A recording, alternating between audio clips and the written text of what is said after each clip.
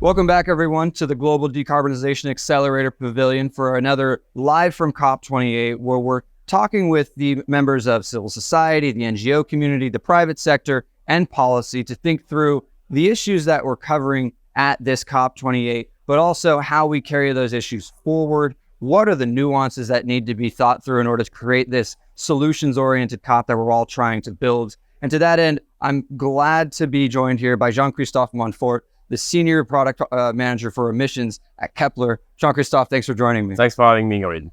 I think it's worthwhile to start with, explain to us a little bit about Kpler, right? It's, and we can talk more about kind of your emissions studies, I think, a little bit later. But, we're in an environment now where there's so much about, we need data, right? And Kpler is one of those places where we can think through the role of data and all these issues. So talk to us a little bit about what you do at Kpler. And we can go from there. Yeah, no, absolutely. Thanks for giving me the opportunity. So yeah, at Kpler, we are really data-driven. So we are really trying to bring data, the best data available to our customers and clients.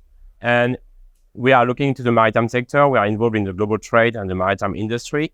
And we are not only tracking vessels that people may think, we are really looking at the cargo. We are caring about the commodities. We want to understand the journey of the cargo from its origin to its destination.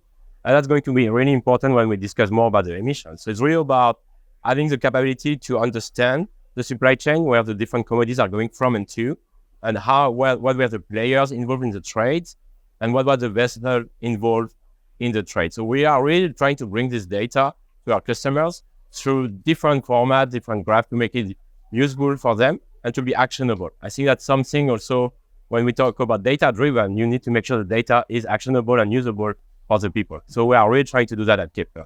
So we've kind of been dancing around this issue, but I think one of the areas where Kpler is using that data really, really effectively is around this, tracking of emissions. And of course, the role of emissions in trade is a huge issue here at the COP. We obviously just had the first ever trade day in the COP process. And we're going to see more attention to thinking through how you decarbonize trade, but that starts with understanding the emissions footprint of trade.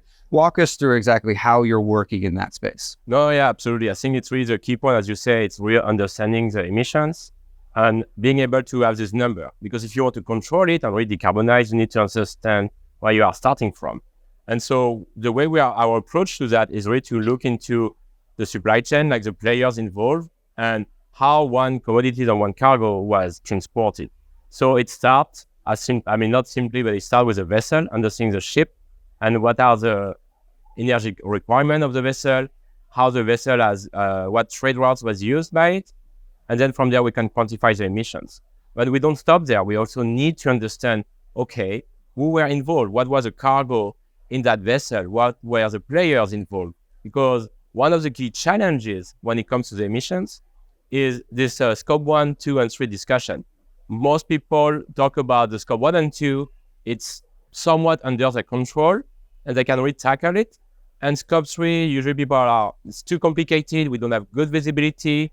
It's outside our operational control.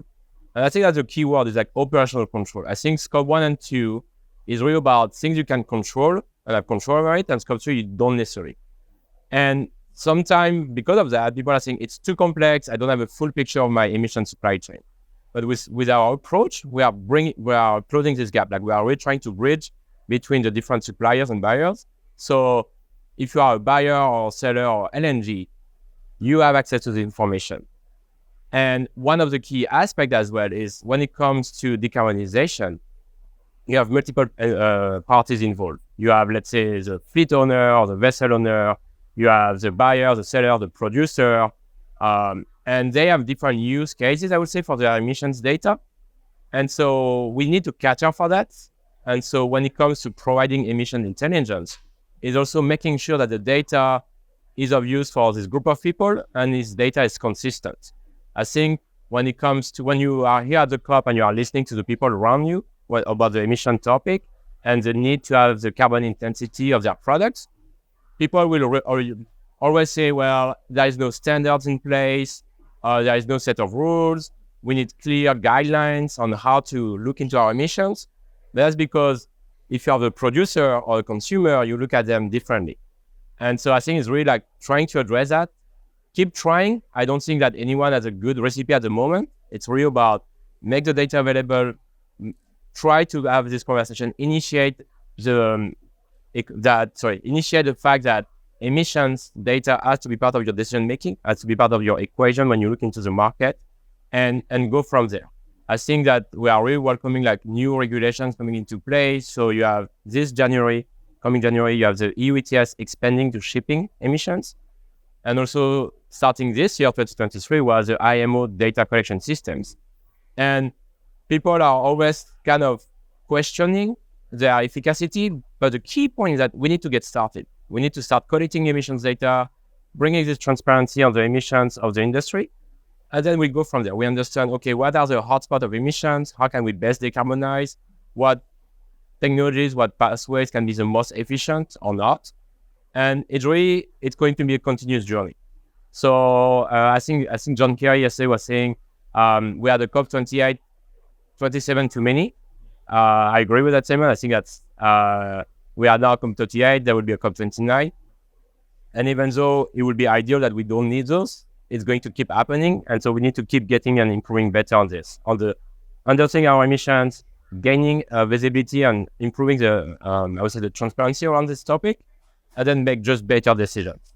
You mentioned actually the transparency piece, which I think is, a really huge part of this discussion as well. You not only have the need to collect, aggregate, and kind of level set the data, right? You need to provide a mechanism for everybody to understand and trust that data, right? And that comes through transparency. Can you talk us through a little bit about how we make data transparency a more structural part of understanding our emissions footprint? And is that the way, how do we integrate that more fully into the COP process around these discussions? Oh yeah, absolutely. And I think it's really about the data being, so trust, the transparency, and the data being comprehensive. And it's really a fine balance, because the best data available, the best quality will be operational data. I'm an operator. I know best how much electricity I consume, natural gas I'm consuming. But this is my operational data. And I don't necessarily want to share it with everyone else.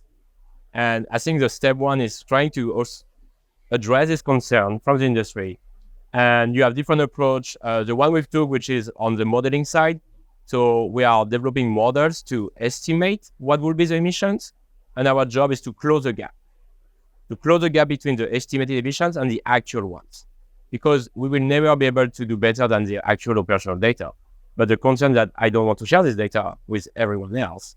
So I think this approach. Another approach is having framework where we agree to simplify maybe the exercise and the discussion. But then what's happening is that the operator or the producer will come and say, oh, but I am doing much better than what you are telling me about. I am doing much better than what this framework is capable of capturing. And I want people to know that I've been doing excellent when it comes to my emissions management or carbon management. Help me do that.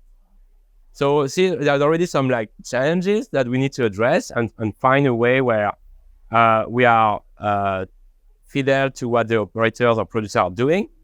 We are transparent to what the consumer wants, and to understand how did you come up with these emissions values, who was involved in the process, are you sure you are not leaving out any of the emissions data, and also to understand we need some standards, some framework, some set of rules, so everyone at the table can agree to, yes, this number is correct, we can work with that. Because it's really about also making this actionable.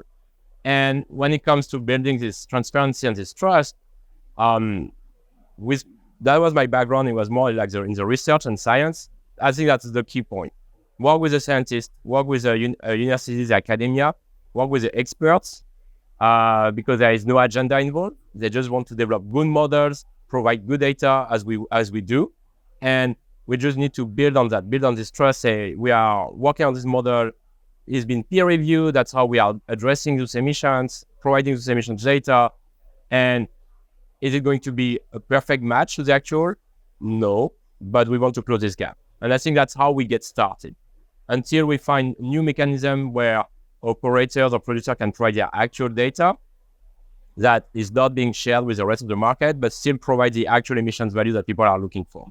But I think this mechanism will take time to be built, and in the meantime, we need to get emissions data. So we cannot just wait for something perfect to happen. We need now to get started. You bring up and make one really important overarching point here, which is when we're talking about how to manage scope 1, 2, and 3 emissions across the value chain. You're right. Scope 1 and 2 are in our operational control. Addressing scope 3 begins with understanding. The understanding can only be driven through data, transparency, and trust. So to that end, thank you for all the work that you're doing. I think, including more data in this conversation is going to be absolutely critical to our success. And so for now, we're going to close here at the Live from COP studio out of the Decarbonization Accelerator Pavilion. We'll be doing more of these throughout the next 2 weeks here at COP28. But until then, Jean-Christophe, thanks so much for joining me today. Thank you for having me.